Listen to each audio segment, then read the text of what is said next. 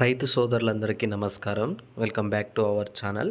ఇంకా ఎవరైతే మన ఛానల్‌ని సబ్స్క్రైబ్ చేసుకోలేదో త్వరగా వెళ్ళైతే సబ్స్క్రైబ్ చేసుకోండి. ఇక్కడ రైతు సంబంధించి ఇక్కడ 2,00,000 రుణమాఫీ అయితే ప్రతి ఒక్కరికైతే మనకైతే రుణమాఫీ చేస్తున్నారు. రుణమాఫీ అయితే మనకైతే అమలు చేశారనమాట. ప్రభుత్వం రేపటి నుంచి రుణమాఫీ ప్రక్రియ అయితే కొనసాగిస్తుంది. అయితే మొదటి లిస్ట్ భాగంగా మనకొచ్చేసి ఎవరెవరికి మనకంటే ఇప్పుడు ఏ సంవత్సరం నుంచి ఏ సంవత్సరం తీసుకున్న వారికి రుణమాఫీ చేస్తున్నారు. వాటికి మనం డాక్యుమెంట్లు అయితే ఇవ్వాలి. తీసుకెళ్ళి మీ సేవలో మనం ఏమైనా ఆన్‌లైన్ చేయాలా? వీటన్నిటి గురించి మనం అయితే మాట్లాడుకుందాం. ప్రభుత్వం చెప్పింది ఆల్రెడీ ఏమనంటే 2,00,000 అయితే రుణమాఫీ అయితే చేస్తామని చెప్పేసి చెప్పినట్టుగానే మనకైతే రుణమాఫీ ప్రక్రియ అయితే మొత్తం అయితే కొనసాగుతుందనమాట. రుణమాఫీ భాగంగా మీ అందరికీ నేను చెప్పేది ఏంటంటే ఆల్రెడీ రైతు బంధు విషయంలో రైతు బంధు అమౌంట్ అయితే రాని రైతులు ఎవరైతే ఉన్నారో అందరికీ అమౌంట్ అయితే వచ్చేసింది. ఇప్పుడు తాజాగా రుణమాఫీ గురించి ప్రభుత్వం అయితే మనకు మంచి ఇన్ఫర్మేషన్ కూడా అందజేసిందనమాట. రేపటి నుంచి రుణమాఫీ అయితే కొనసాగిస్తున్నారనమాట. మొదటి లిస్ట్ అయితే మనకైతే విడుదలవుతుంది.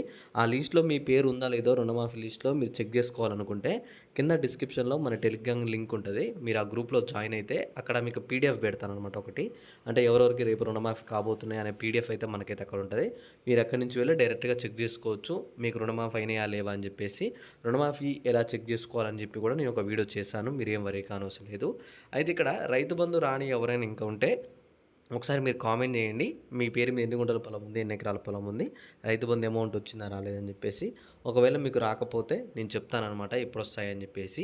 రుణమాఫీ విషయంలో మనకి ఈ నెల 20 తారీఖు లోపు మనకైతే అందరికైతే కొనసాగిస్తున్నారనమాట. అందరికీ ఈ నెల 20వ తారీఖు లోపు అందరికీ రుణమాఫీ అయితే అయిపోతాయి 2,00,000. ఆ తర్వాత రుణమాఫీ తర్వాత 2,00,000 ఉన్న వాళ్ళకి అవుతాయా? ఆ పైన తీసుకున్న వాళ్ళకి అవుతాయా? లేవా? అని చెప్పేసి కూడా అడుగుతున్నారు కదా!